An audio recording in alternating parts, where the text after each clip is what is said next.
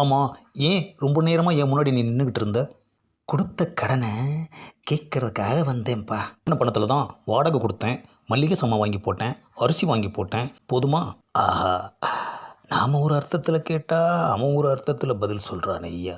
ம், சரிப்பா, வாங்கின பணத்தை மெதுவாக கொடு, வட்டியாவது இப்போ கொடு.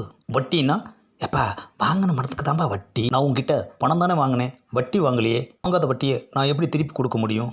யாரை ஏமாத்த பார்க்குற? வெறும் பணத்தை மட்டும் கொடுத்துட்டு இப்போது வட்டியும் சேர்த்து கேட்குறியா?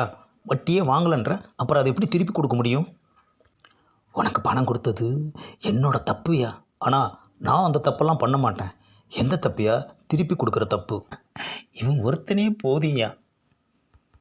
கடன் கொடுக்குறவெல்லாம் தெரிச்சு ஓடிடுவானுங்க.